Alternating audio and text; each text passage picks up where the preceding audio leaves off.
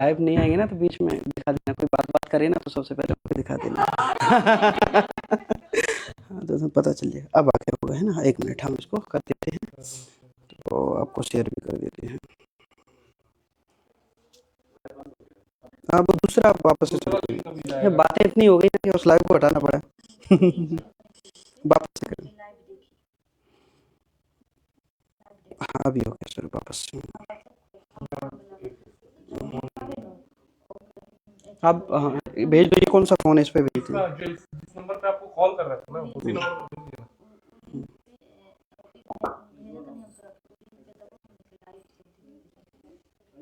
Facebook पे दिखेगा। अब तो लिंक पे ही बस क्लिक करेंगे तो आ जाएगा। क्लिक करना होगा तो आ जाएगा।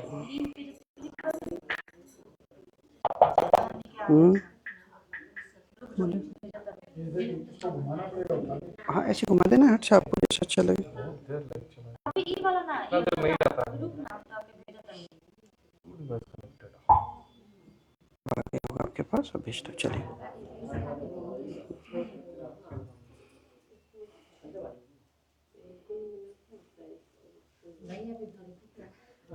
बाबू बाबू इधर आइए ना। आ गया आपके पास, देखिए वापस से आ गया क्या?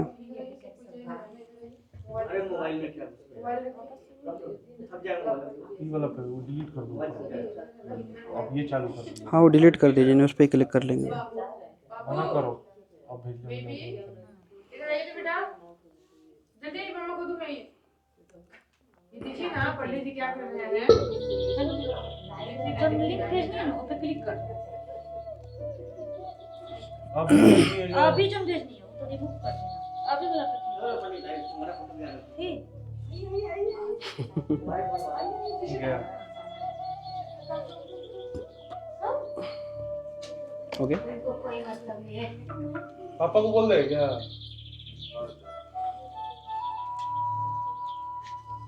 चलिए बोलिए सत्यनारायण भगवान की जय हो।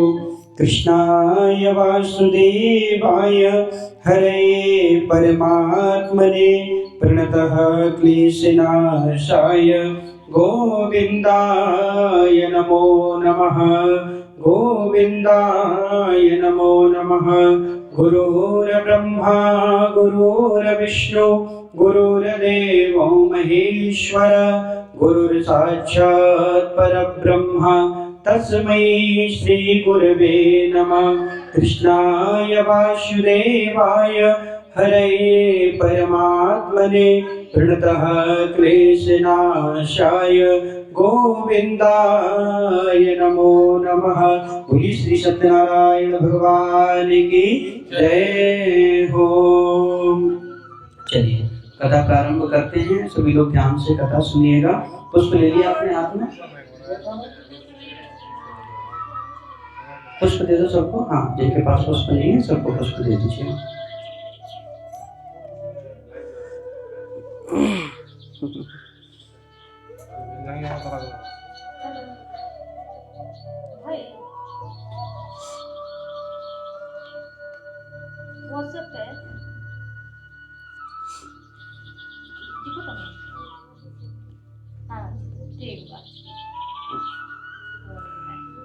शुरू करते हैं। कथा में 5 अध्याय हैं, एक अध्याय पूरा हो जाए आप दोनों पुष्प चढ़ा दीजिए, बाकी सब लोग लास्ट में चढ़ाएंगे। ठीक है, ध्यान से पूरी कथा सुनिएगा।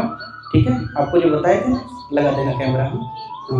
बैठ जाओ आप वहीं पर आराम से, आसन ले लीजिए, आप आराम से बैठ जाइए। हाँ चलिए बोलिए सत्यनारायण भगवान की जय। भगवतेश्वराय नमः। अनंत कोटि नमस्कारान् समर्पयामि। तो कथा प्रारंभ होती है कहाँ से? नैमिषारण्य तीर्थ से, जो कि उत्तर प्रदेश में पड़ता है ना। तो एक बार नैमिषारण्य क्षेत्र में 88,000 ऋषि बैठ करके भगवान के नाम का चिंतन कर रहे थे। सोच रहे थे कि आगे कलयुग आएगा और कलयुग में कोई भगवान का पूजा पाठ ज्यादा समय तक नहीं करेगा, तो उनका कल्याण कैसे होगा, यानी उनको भगवान की प्राप्ति कैसे होगी। क्योंकि कलयुग का मनुष्य कैसा है, अगर भगवान के पूजा पाठ में बैठा हो तो लगेगा कि जल्दी जल्दी हो जाए, और उसकी जगह किसी अन्य काम में लगा दूं, कहीं पर मूवी देखने भेज दूं, तो कब समय निकल जाएगा पता नहीं चलेगा। लेकिन भगवान की कथा में लगेगा कि जल्दी जल्दी जो है सब कार्य पूर्ण हो जाए। तो ऐसी स्थिति हो जाएगी मनुष्य की। तो अब सूत जी महाराज से प्रश्न करते हैं शौनकादि ऋषि कि आप हमें कोई ऐसी कथा सुनाइए, कोई ऐसा व्रत बताइए जिसको यदि मनुष्य पृथ्वी लोक पर करे और उसे सभी प्रकार का सुख प्राप्त हो जाए। सूत जी महाराज कहने लगे, बोले आपने बड़ा ही अच्छा प्रश्न किया है। बोले मनुष्य को ऐसा कौन सा पूजा पाठ करना चाहिए जिसको करने से उसे सब कुछ प्राप्त हो जाए। तो सूत जी महाराज ने कहा, बोले जैसा आपने जो प्रश्न किया है ऐसा ही प्रश्न एक बार देवर्षि नारद जी ने भगवान नारायण से किया था। एक बार नारद जी के मन में आया कि सभी जगह घूमने जाना चाहिए, यानी सभी जगह भ्रमण करने जाना चाहिए। तो वो ऐसा विचार बना करके सभी जगह भ्रमण करने के लिए निकल गए और भ्रमण करते करते सभी जगह घूमने के लिए निकल गए, है ना। ध्यान से कथा सुनना है आपको, ध्यान पूरा इधर लगाना है। बाद में पूछेंगे कौन कौन सी कथा सुनाई, हाँ प्रश्नोत्तरी होगी बाद में, तो ध्यान से सुनिएगा पूरी। तो नारद जी कहाँ निकल गए, घूमने के लिए, हाथ में वीणा लेकर के सभी जगह भ्रमण करने लगे। बाद में जो है पृथ्वी लोक पर आए जहाँ पर हम लोग रहते हैं। तो मन में तो ये सोच करके आए कि जहाँ भगवान राम का अवतार हुआ है, जहाँ भगवान कृष्ण का अवतार हुआ है, वो पृथ्वी कितनी सुंदर होगी। लेकिन जैसे ही पृथ्वी पर आए तो क्या देखते हैं, बोले यहाँ तो कोई भगवान का पूजा पाठ ही नहीं करता है, कोई भी भगवान की कथा नहीं सुनता है। तो नारद जी को बड़ी चिंता हुई कि जब कोई भगवान का पूजा पाठ नहीं करेगा, भगवान की कथा नहीं सुनेगा, तो उसे ये सब भगवान की जो प्राप्ति है वो कैसे होगी। तो नारद जी चिंतित होकर के सीधा वैकुंठ धाम में पहुंच गए। वैकुंठ में कौन रहता है, भगवान विष्णु भगवान। तो भगवान विष्णु जो है वैकुंठ में अपनी शेष शैया पर विराजमान थे। हाथों में शंख चक्र गदा सभी चीज सुशोभित थी, वरमाला पहने हुए थे और माता लक्ष्मी उनके चरण दबा रही थी। माता लक्ष्मी को चरण दबाते हुए देखा, नारद जी चिंतित होकर के आए। तो नारायण भगवान ने कारण पूछा, बोले कुतः चिंता तरो भगवान। हे नारद जी, आप इतने चिंतित होकर के वैकुंठ में क्यों आए हैं, क्या है आपकी इस चिंता का कारण। तो नारद जी ने सारा वृत्तांत बताया कि मैं पृथ्वी पर गया और पृथ्वी पर जाकर के क्या देखता हूँ कि यहाँ ना तो कोई आपका पूजा पाठ करता है, न ही कोई आपका व्रत करता है। प्रायः सभी व्यक्ति अपने अपने कार्यों में व्यस्त हैं और सभी लोग दुखी हो रखे हैं। हम मनुष्य जो हैं किसी न किसी कारणवश दुखी जरूर हैं, चाहे आप हो चाहे हम हैं, हमें कोई ना कोई दिक्कत जरूर लगी रहती है। हाँ, ऐसा कोई व्यक्ति नहीं है जो कि बोल सके कि मैं सुखी हूँ। कोई तन दुखी, कोई मन दुखी, कोई धन बिन रहे तो दास, थोड़े थोड़े सब दुखी। कोई तन से दुखी है, यानी कि पैसा बहुत है लेकिन शरीर में इतनी सारी बीमारियां हैं कि उस पैसे का उपयोग ही नहीं कर पा रहा है। तो ऐसा व्यक्ति दुखी है बेचारा, शरीर से तो दुखी है ना, पैसा बहुत है लेकिन शरीर से दुखी है। और कोई मन दुखी, किसी को मानसिक चिंता बहुत रहती है। मानसिक चिंता क्या होती है, बोले कि हम तो 50,000 कमा रहे हैं और हमारा पड़ोसी 1 लाख कैसे कमा रहा है। हाँ, ये भी एक प्रकार की मानसिक चिंता है। हाँ, बोले कि हम थोड़े से कम सुंदर है, हमारा पड़ोसी ज़्यादा सुंदर कैसे है। महिलाओं की चिंता होती है, हमारे पास 10,000 की साड़ी इस पर 30,000 की कैसे आ गई। हाँ, तो ये सब प्रकार की एक प्रकार से चिंताएं हैं। हाँ, तो ऐसे ही मानसिक चिंता व्यक्ति को सताती है। और कोई धन बिन रहे तो दास, यानी किसी के पास बिल्कुल पैसा ही नहीं और बिना पैसा के तो फिर अपने भी पराये बन जाते हैं, है ना। तो कोई धन बिन रहे तो दास, यानी सभी प्रकार से व्यक्ति मनुष्य लोक पर दुखी हो रखा है, कोई ना कोई चिंता, कोई ना कोई दुख लगा ही हुआ है। तो नारद जी ने बताया कि इस प्रकार से पृथ्वी पर चल रहा है भगवान, अब क्या करना चाहिए, आप कोई हमें उपाय बताइए जो हम मनुष्यों को बता सकें, तो थोड़े से समय में, थोड़े से प्रयत्न से आपकी पूजा करके वो सभी प्रकार के सुख को प्राप्त कर सके। नारायण भगवान कहने लगे, बोले नारद जी तुम चिंता मत करो, तुम तो संत हो, फिर भी यदि तुम मेरे से पूछ रहे हो तो आज मैं तुम्हें एक ऐसा गोपनीय व्रत बताता हूँ जिस व्रत को यदि मनुष्य पृथ्वी लोक पर भक्ति भाव के साथ में करेगा तो निश्चय उसे सभी प्रकार का सुख प्राप्त हो जाएगा। बोले कौन सा व्रत, बोले मैं तुमको भगवान श्री सत्यनारायण का व्रत बताता हूँ। जो कोई भगवान सत्यनारायण की कथा को भक्ति भाव के साथ में करता है तो उसे सभी प्रकार का सुख प्राप्त हो जाता है। नारद जी कहने लगे तो बहुत अच्छी बात है, अब इस व्रत का विधान भी बता दीजिए कि कब सत्यनारायण भगवान की कथा सुननी चाहिए, कौन कौन सी सामग्री भगवान की कथा में लगती है, तथा व्रत को करने के क्या क्या नियम हैं। तो पहले अध्याय में नियम बताने लगे, तो आप भी ध्यान से सुनना कि भगवान सत्यनारायण की कथा किस प्रकार से करी जाती है। तो नारायण भगवान कहते हैं, बोले नारद जी, सत्यनारायण भगवान की जो कथा है वो कब करनी चाहिए? बोले सत्यनारायण भगवान की कथा व्यक्ति कभी भी कर सकता है, इसके लिए कोई दिन, कोई मुहूर्त, कोई समय देखने की जरूरत नहीं है। जब आपका मन करे तब आप भगवान की कथा को सुन लें, कोई ज़रूरत नहीं है कि इसके लिए कोई अच्छा ही मुहूर्त होना चाहिए। वैसे भी एक संत कहते थे, बोले कि मुहूर्त किस चीज़ के लिए देखना चाहिए? गलत काम करने के लिए। क्यों देखना चाहिए? कि अगर हम सोच रहे हैं कि कल हमको जो है अपने किसी पड़ोसी का मुंह फोड़ना है, समझना एक प्रकार से, हाँ, तो हम बोले कि इसके लिए पंडित जी से मुहूर्त दिखवा लो। बोले जब मुहूर्त दिखवा लेंगे तो पंडित जी कहेंगे आज से 2 महीने बाद में आपको उनका मुंह फोड़ना है, ठीक है। तो अब 2 महीने में उसका मन भी बदल जाएगा, क्या पता शायद उसका मुंह ना फोड़े। तो मुहूर्त किस लिए देखना चाहिए? गलत काम करने के लिए। या हमको चोरी करना है, कोई व्यक्ति चोर है, चोरी करता हो, मुहूर्त देख करके अगर चोरी करने जाएगा तो इतना दिन के बाद में क्या पता उसका मन बदल जाए, तो चोरी करने से ही मन हट जाए। तो चोरी करने या गलत काम के लिए हमें मुहूर्त देखना चाहिए। अच्छे काम के लिए हमें क्या करना चाहिए? बोले मुहूर्त की ज़रूरत नहीं है। अगर आपने सोचा कि भगवान की कथा करानी है, बोले कब कराएं? बोले 1 महीने बाद में एक अच्छी पूर्णिमा आ रही है, उस दिन कराएंगे। हाँ, अब ये सोच लिया, अब 1 महीना आया, पूर्णिमा आ गई और आप फंस गए दूसरे काम में। हाँ, कई प्रकार के काम होते हैं, फंस गए, हाँ, या मन बन गया कि शनिवार रविवार पड़ा है तो ऐसा करो कहीं घूमने फिरने चलते, कथा फिर करा लेंगे।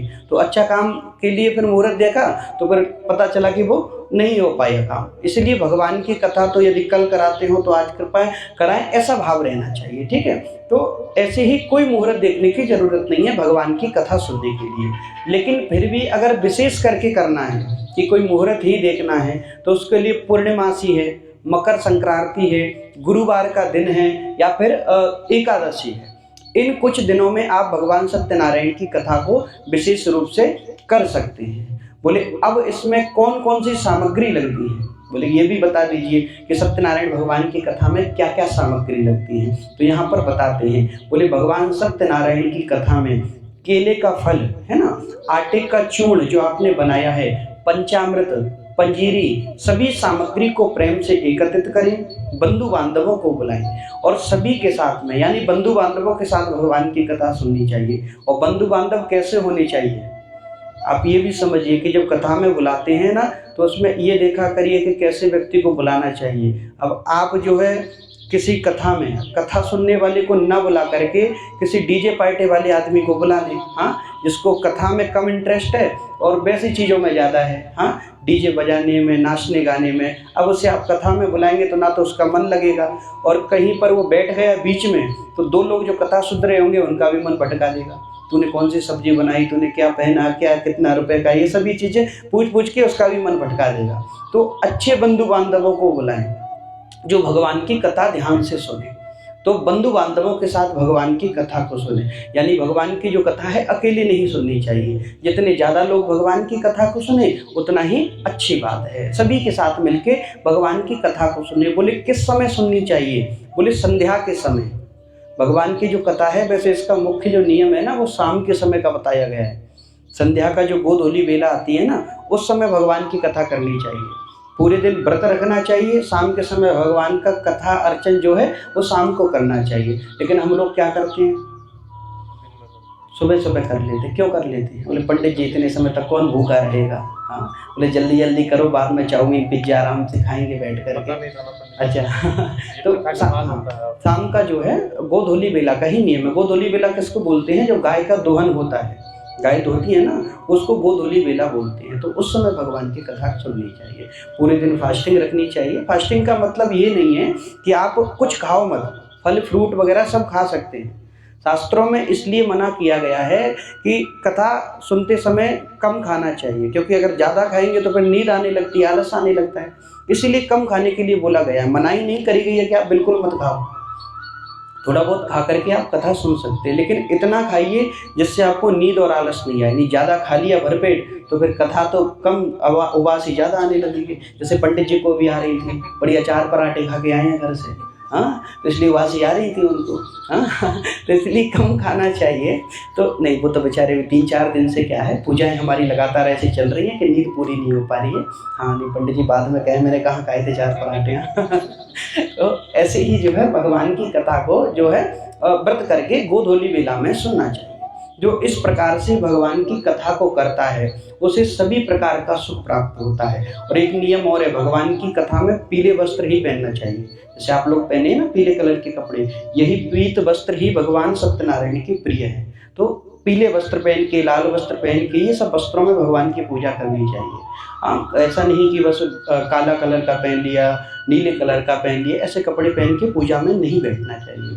तो इस प्रकार से भगवान की कथा को भाव भक्ति के साथ सुनना चाहिए। जो इस प्रकार से भगवान की कथा को करता है उसे सभी प्रकार का सुख प्राप्त होता है और अंत में वो भगवान के श्री वैकुंठ धाम में जाता है। बोलिए श्री सत्यनारायण भगवान की जय हो। श्रीमन्नारायण नारायण नारायण, श्रीमन्नारायण नारायण नारायण, लक्ष्मी नारायण नारायण नारायण, भजमन नारायण नारायण नारायण, श्रीमन नारायण नारायण नारायण। बोलिए सत्यनारायण भगवान की जय।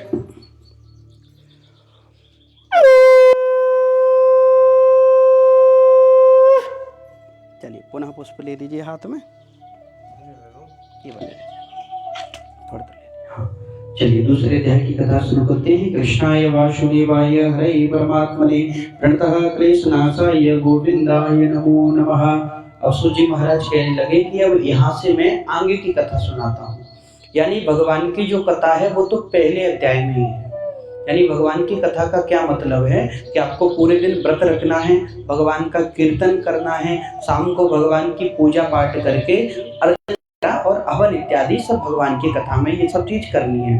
बाकी अब जो 4 अध्याय में आप सुनेंगे वो तो एग्जाम्पल दिया गया है। एग्जाम्पल क्या कि किस किसने भगवान की कथा को किया, उन्हें क्या प्राप्त हुआ। क्योंकि जो हमारे पुराने ऋषि मुनि थे वो जानते थे कि कलयुग का जो व्यक्ति होगा वो स्वार्थी होगा, भगवान की भी पूजा इसलिए करेगा कि भगवान से कुछ प्राप्त हो। हाँ, हम लक्ष्मी जी की पूजा क्यों करते हैं? हाँ, बस धन ही याद है ना।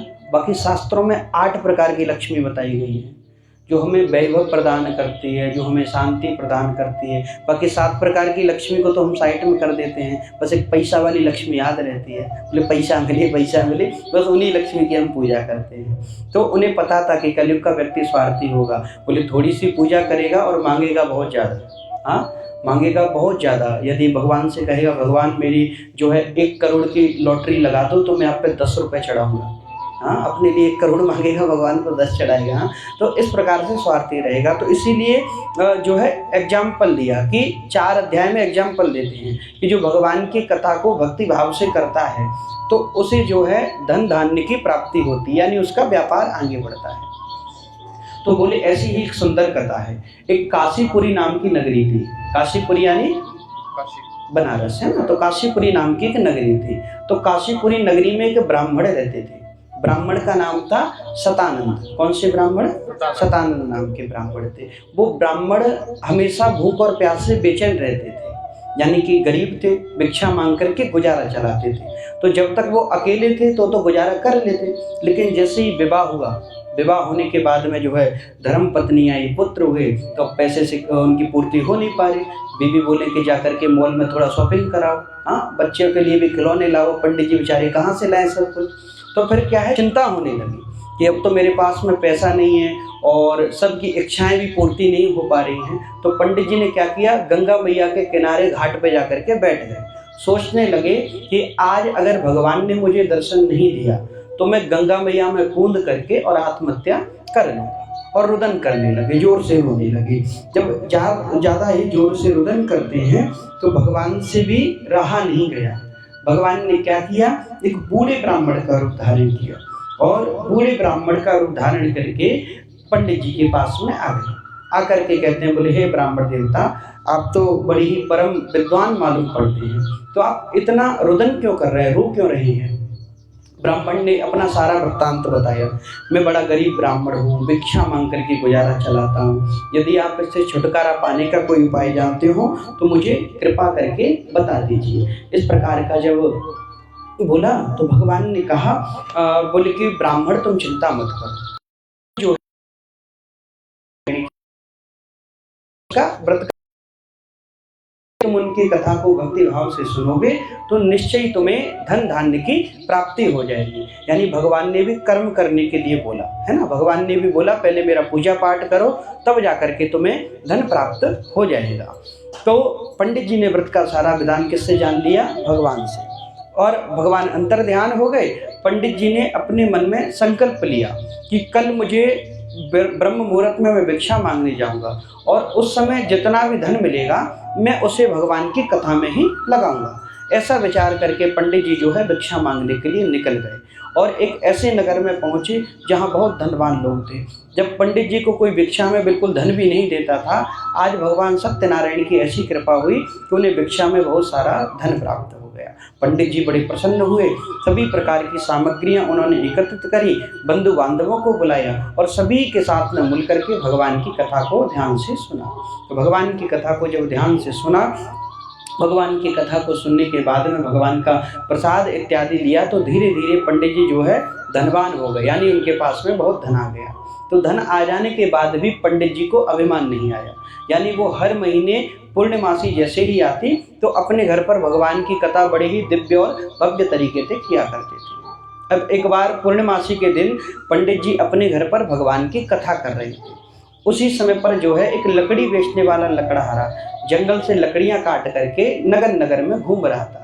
सोच रहा था कहीं पीने के लिए जल मिल जाए, कहीं खाने के लिए भोजन मिल जाए। तो देखता है कि दूर कहीं पर कुछ पूजा चल रही है। तो लकड़हारे ने सोचा कि यहाँ खाने पीने का इंतजाम हो जाएगा। लकड़हारे ने क्या किया, लकड़ियों का गट्टर बाहर रखा और पूजा में प्रवेश कर गया। बड़े भाव से पूजा उसने सुनी, भगवान की कथा को ध्यान पूर्वक सुना। कथा पूर्ण हुई तो पंडित जी से कहता है, बोले हे ब्राह्मण देवता, आप ये किसकी पूजा कर रहे हैं? इस पूजा को करने से क्या होता है? पंडित जी ने बताया, मैं बड़ा ही गरीब था, जब से मैंने भगवान की कथा को किया है मेरे यहाँ पर धन धान्य की प्राप्ति हो गई है। तो लकड़हारा हाथ जोड़ के कहता है कि इस व्रत का विधान आप मुझे भी बताइए, मैं भी बड़ा गरीब लकड़हारा हूँ। अब पंडित जी तो सीधे उन्होंने बता दिया कि ये पूजा का व्रत का विधान है, इस भगवान की कथा को तुम करो तो निश्चय तुम्हें धन धान्य की प्राप्ति होगी। अब जो है ब्राह्मण ने लकड़हारे ने भी मन में संकल्प लिया कि मुझे भी लकड़ी बेचने से जो धन मिलेगा मैं भी उसे भगवान की कथा में लगाऊंगा। लकड़हारा भी लकड़ी बेचने के लिए निकल गया और जाते जाते एक बड़े ही धनवान नगर में पहुंचा, जहां पर उसे अपनी लकड़ियों का दाम चौगुना प्राप्त हो गया। लकड़हारा भी बड़ा प्रसन्न हुआ। सभी प्रकार की सामग्रियों को लेकर के उसने बंधु बांधवों के साथ भगवान की जब कथा को किया तो धीरे धीरे लकड़हारा भी धनवान बन गया। बाद में लकड़हारा ब्राह्मण सभी भगवान के वैकुंठ धाम में गए। बोली सत्यनारायण भगवान की जय हो। श्रीमन्नारायण नारायण नारायण, श्रीमन्नारायण नारायण नारायण, लक्ष्मी नारायण नारायण नारायण, वजमन नारायण नारायण नारायण, सत्य नारायण नारायण नारायण, सत्य नारायण नारायण नारायण। बोली श्री सत्यनारायण भगवान की जय हो।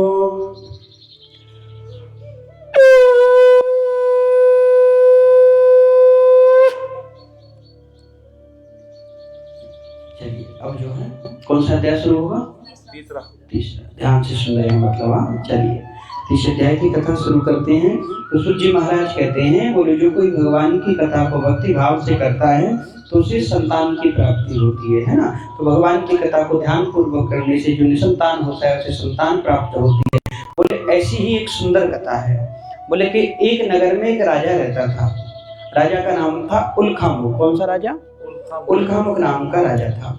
वो राजा बड़ा ही सत्यवादी और जितेंद्रिय राजा था, यानी हमेशा देव स्थानों पर जाकर के दान देता था, गरीब कन्याओं का विवाह करवाता था। जैसा ही वो राजा था वैसे उसकी धर्म पत्नी, यानी दोनों का मन एक जैसा था। हाँ, गृहस्थ जीवन में भी बहुत जरूरी है कि दोनों का मन एक जैसा हो।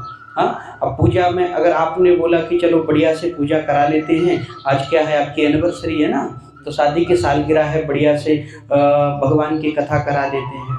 हाँ, अब इन्होंने सोचा बोले कि अभी तो शादी की सालगिरह है, चलो कहीं पर घूम घाम के आते हैं।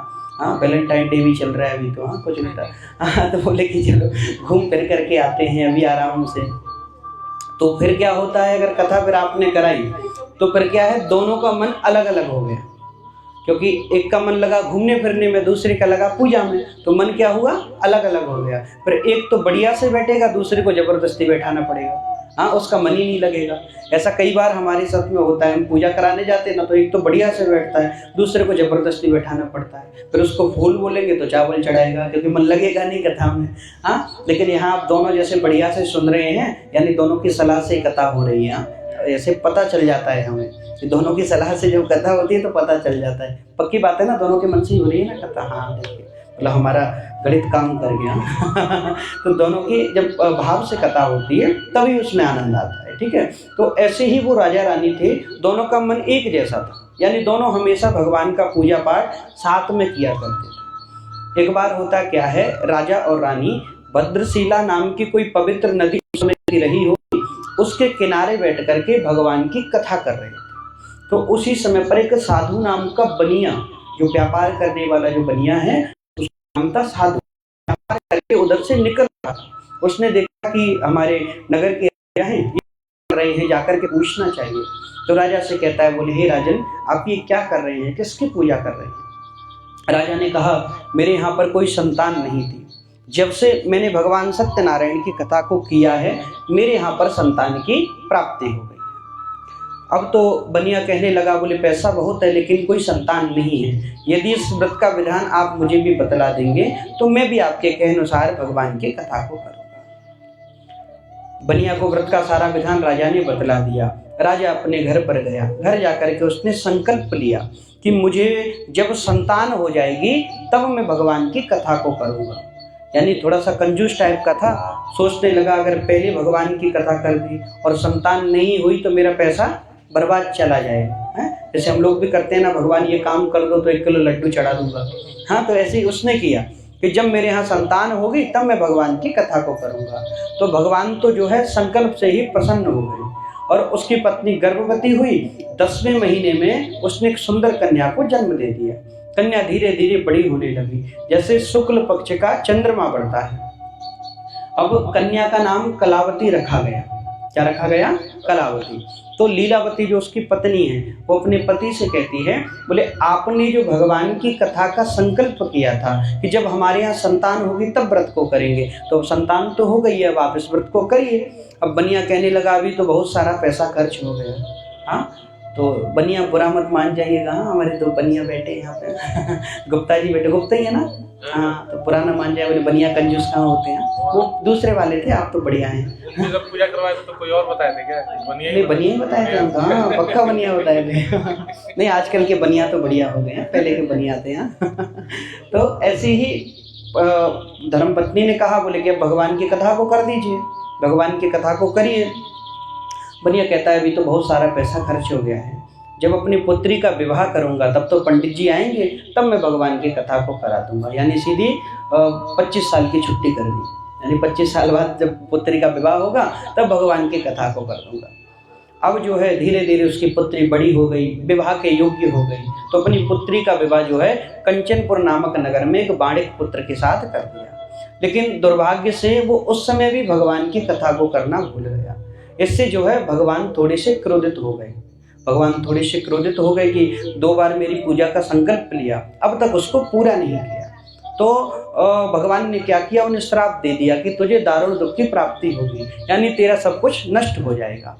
इधर बनिया जो है अपने दामाद को लेकर के रत्न सागरपुर नगर में राजा चंद्रकेतु से आज्ञा लेकर के और व्यापार करने लग जाता है। होता क्या है, एक बार भगवान की माया से प्रेरित होकर के कुछ चोर राजा के राज्य कोष से धन चुरा करके भाग रहे थे। उन्होंने देखा कि राजा के सैनिक हमारे पीछे लगे हैं, तो जहाँ पर बनिया और दामाद रहते थे, तो वहाँ जाकर के उन्होंने क्या किया, वहाँ जाकर के उस धन को छोड़ दिया। वहां जाकर के उस धन को छोड़ दिया, बोले बाद में लेकर के जाऊंगा। लेकिन राजा के सैनिकों ने उनको अंदर जाते हुए देख लिया, तो दोनों तो वहां से भाग गए। लेकिन जब जिसके घर पर वो धन मिला तो वो घर किसका था, बनिया और दामाद का, तो दोनों को ही चोर समझ लिया और दोनों को राजा के पास में ले गए। राजा ने दोनों को जेल में बंद कर दिया। उनका जितना धन था सब राजा ने छीन लिया कि ये सब इन्होंने जो है ऐसे ही चोरी करके कमाया होगा। सब धन छीन लिया, बड़े दुखी रहने लगे। इधर लीलावती और कलावती भी दुखी रहती है, क्योंकि घर में कोई बड़ा गलत काम करता है तो छोटों को भी भुगतना पड़ता है। लीलावती कलावती भी बहुत दुखी रहती हैं। उनके घर में जितना धन था सब चोर चुरा करके ले गए। एक बार शारीरिक व मानसिक पीड़ा से व्यतीत होकर के कलावती जो है भिक्षा मांगने गई एक ब्राह्मण के घर पर। उस समय ब्राह्मण के यहाँ पर भगवान की कथा चल रही थी। तो कलावती ने जो है भगवान की कथा को भाव से सुना कि बाद में प्रसाद मिलेगा। तो जब कथा को सुना, कथा पूरी हुई, घर वापस लौट करके आई तो अपनी माता से कहती है, बोले माँ मैं सभी सुखों की प्राप्ति वाली कथा सुन के आई हूँ। बोले कौन सी कथा? बोले भगवान सत्यनारायण की कथा।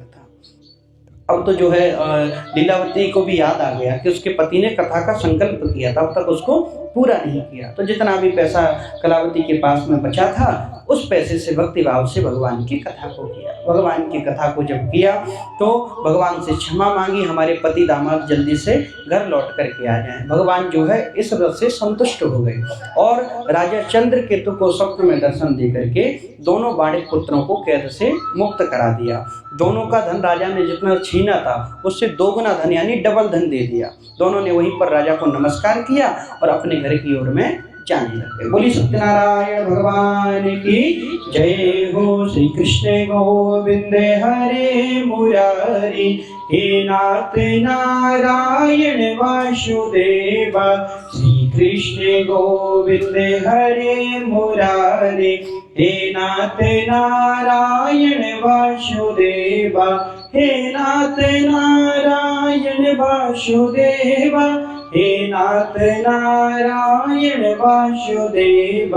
श्री कृष्ण गोविंद हरे मुरारी, हे नाथ नारायण वासुदेव। बोलिए श्री सत्यनारायण भगवान की जय।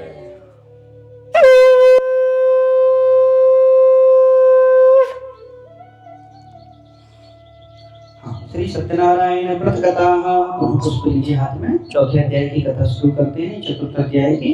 हाँ, चौथे अध्याय में जो है सूर्य महाराज कहने लगे, बनिया ने नौका में धन भरा और अपने घर की ओर वापस जाने लगा।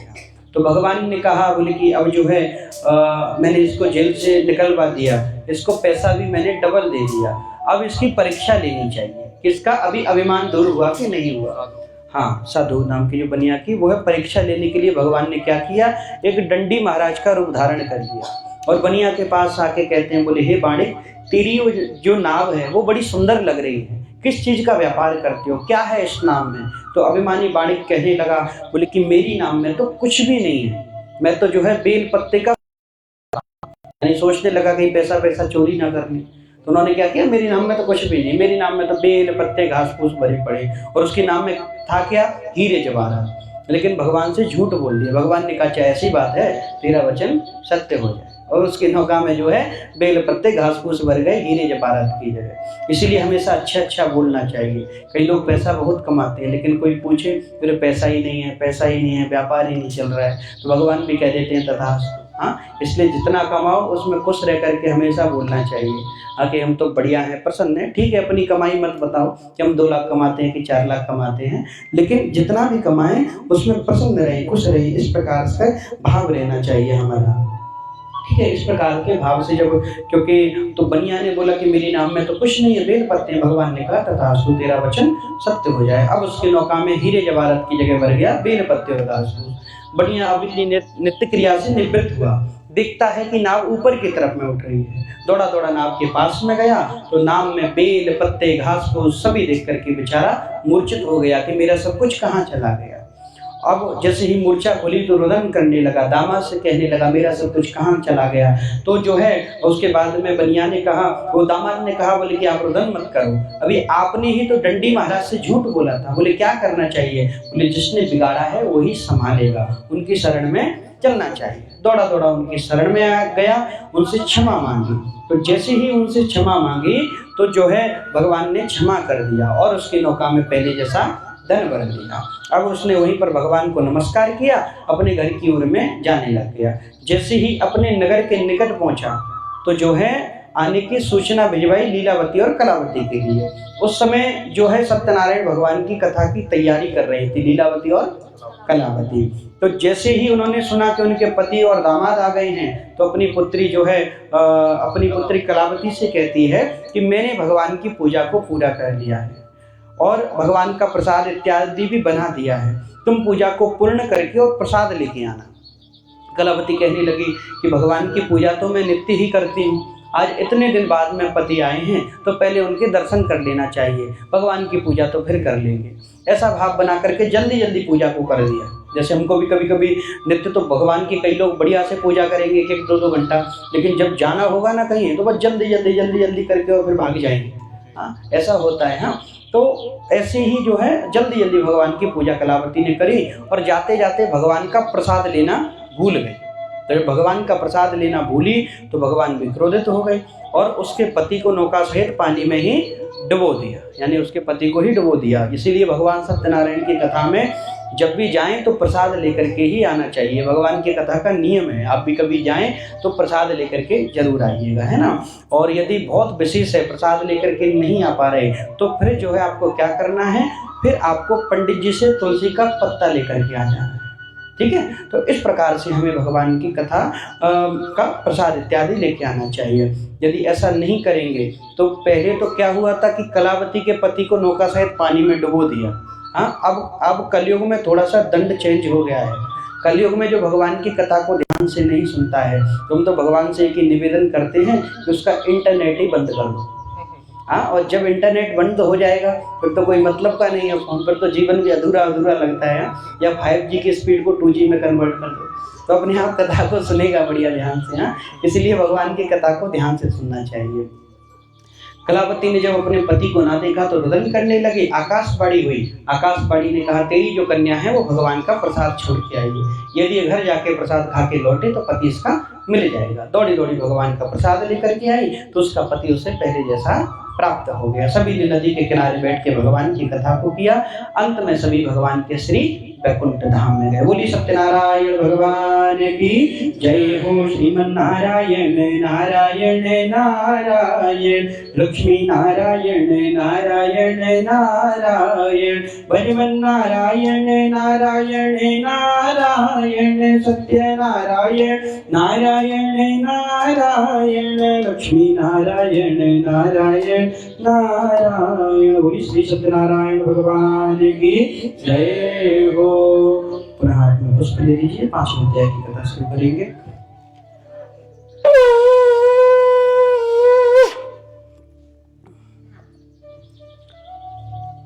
चलिए 5 अध्याय की कथा शुरू करते हैं। सूत जी महाराज कहने लगे, बोले अब मैं 5वें अध्याय की कथा सुनाता हूँ। अब तक आपने सुना कि भगवान की कथा से हमें धन प्राप्त होता है, भगवान की कथा से संतान प्राप्त होती है। अब लास्ट अध्याय में चेतावनी देते हैं। क्या चेतावनी देते हैं? बोले जो भगवान की कथा को ध्यान से नहीं सुनता है, भगवान की कथा में बीच में इंस्टाग्राम वगैरह चलाता है, फेसबुक वगैरह चलाता है। अच्छा, हमको देख रहे हैं तो ठीक है। हाँ, तो हम तो सामने बैठे वही देख लीजिए। तो भगवान की कथा में प्रसाद त्यागता है, भगवान की कथा को ध्यान से नहीं सुनता है तो भगवान उसे दंड भी देते हैं। बोले ऐसी ही गलती एक बार एक राजा ने करी। एक राजा था जिसका नाम था तुंगध्वज। कौन सा राजा? तुंगध्वज। तो तुंगध्वज नाम का जो राजा था वो राजा एक बार वन में गया। वन में जाकर के उसने शिकार किया और एक पेड़ के नीचे आकर के बैठ गया। उसके कुछ दूर पर कुछ ग्वालवाल, जो गाय बछड़े चराने वाले ग्वालवाल होते हैं, वो बड़े भाव से भगवान की कथा कर रहे थे एक बरगद के पेड़ के नीचे बैठ करके। लेकिन अभिमानी राजा ना तो वहां पर गया ना ही भगवान को नमस्कार किया। जैसे ही भगवान का प्रसाद ग्वाल वालों ने राजा के सामने रखा तो उसने वो प्रसाद ही फेंक दिया। बोले मैं इन ग्वाल वालों का प्रसाद क्यों पाऊं, ऐसा सोच करके अपने घर वापस चला गया, क्योंकि पैसे के अभिमान में चूर था। हाँ, तो अब ये नहीं सोचा कि जिसने बनाया है वो बिगाड़ भी सकता है। हाँ, जब भगवान की कृपा से हम राजा हैं तो भगवान 1 मिनट में रंक भी बना सकता है। भगवान ने क्या किया, अपनी माया को आज्ञा दिया और उस राजा का राज्य 100 पुत्र भगवान ने सब अपनी माया से नष्ट करवा दिया। अब राजा जो है 4-5 दिन तक भटकने लगा, मेरा सब कुछ कहाँ चला गया, रुदन करने लगा।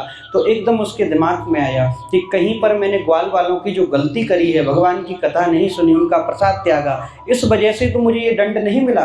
तो दौड़ा दौड़ा उसी जगह पर आया, रात्रि का समय था जहाँ पर ग्वाल वाल भगवान की पूजा नित्य किया करते थे। राजा ने रात्रि जो है रुदन करते करते रोते रोते निकाली। जैसे ही सुबह हुई, ग्वाल वालों ने राजा को वहाँ पर जब बेहोश पड़ा हुआ देखा तो क्या किया, ग्वाल वाला ने जल डाल करके राजा को जगाया, जागृत अवस्था में किया। तो राजा ने उनके चरणों में जो है प्रणाम करके क्षमा मांगने लगा। बोले मुझे आप क्षमा कर दीजिए और मेरी नौका में जो है वो मुझे क्षमा कर दीजिए, मेरा राज्य मुझे वापस दे दीजिए। ऐसा भाव उसने ग्वाल वालों के सामने रखा। ग्वाल वाले कहने लगे आप भगवान की कथा को ध्यान से सुनो। तो भगवान की कथा जब राजा ने बढ़िया से सुनी तो उसे सब कुछ पहले जैसा प्राप्त हो गया। बाद में ग्वाल वाल राजा सभी भगवान के वैकुंठ धाम में गए। जो कोई भगवान की कथा को भक्ति भाव से करता है तो उसे सभी प्रकार का सुख प्राप्त होता है, निर्धन धनी हो जाता है, बंधनहीनों को बंधन से मुक्ति प्राप्त होती है, संतानहीनों को संतान प्राप्त होती है और सभी सुखों को भोग करके वो भगवान के श्री वैकुंठ धाम में जाता है। तो अब जिसने पहले समय में भगवान की कथा करी वो दूसरे जन्म में क्या बने। तो गौरव जी अब आपकी परीक्षा शुरू होती है। हाँ, सबसे पहली कथा किसकी थी दूसरे अध्याय से? सबसे पहली कथा थी साधु की।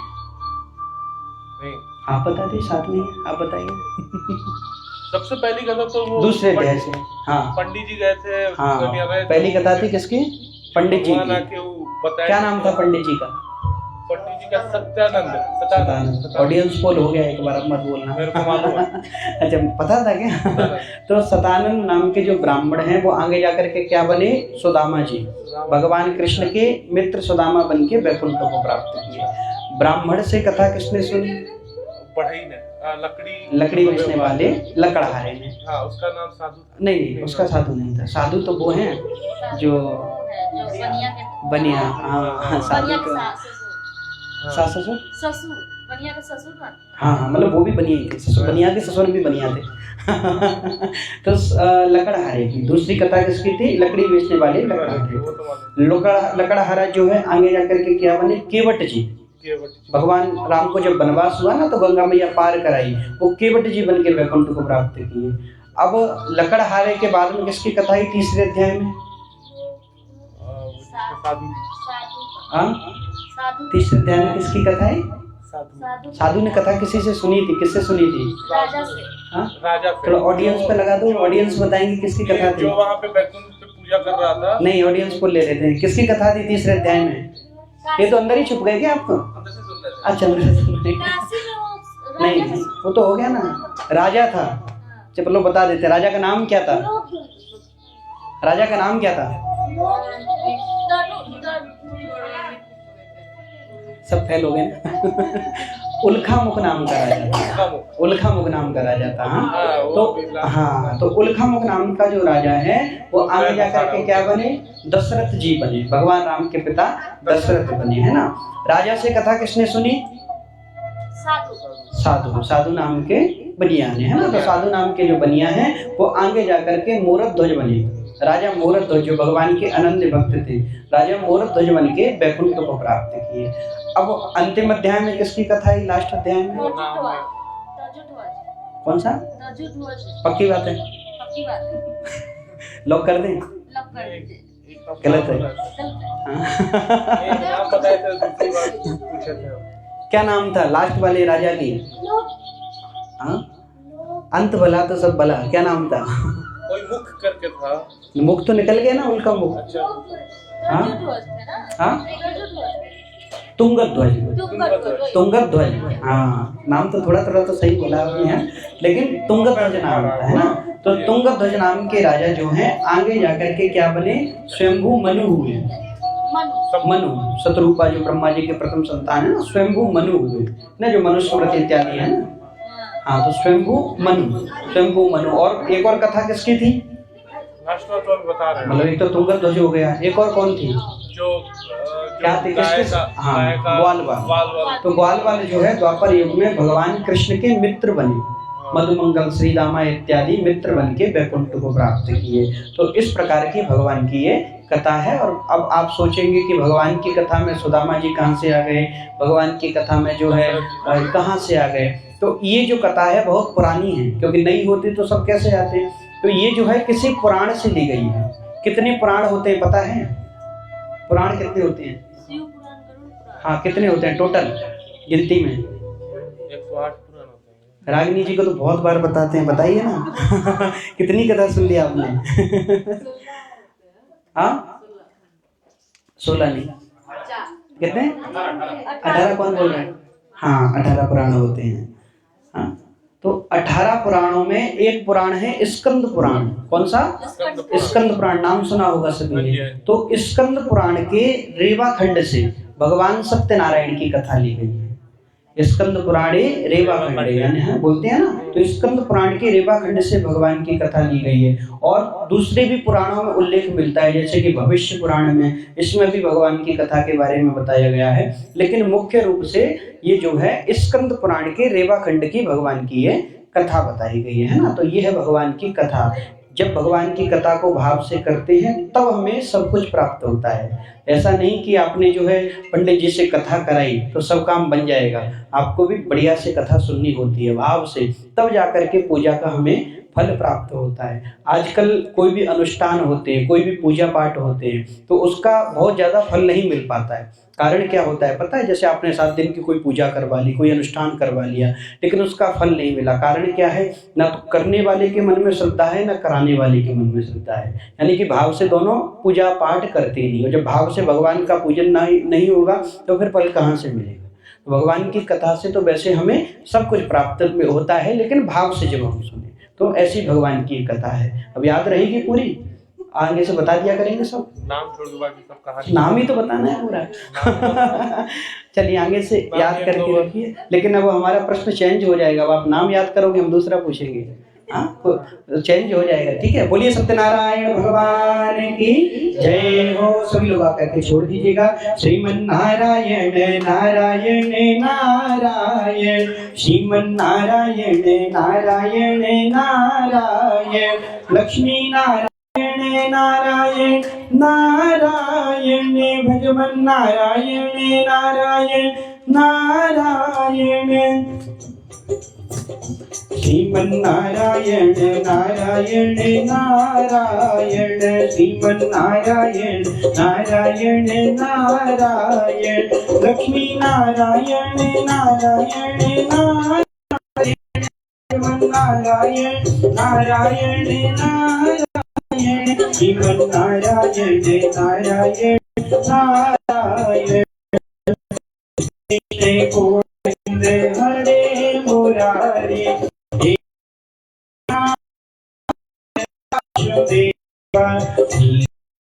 गोविंद मुरारी, वासुदेव वासुदेवा, नारायण वासुदेवा। नारायण भगवान की जय हो। आसन को प्रणाम करिए, खड़े हो जाइए। यहाँ पर हवन की तैयारी करेंगे।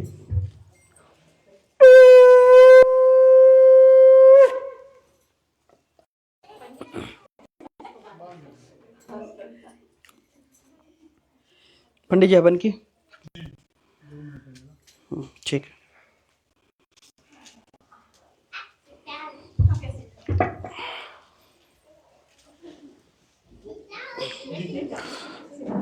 बंद कर दो रे बाबा, बैटरी चार्ज नहीं होगी उसकी।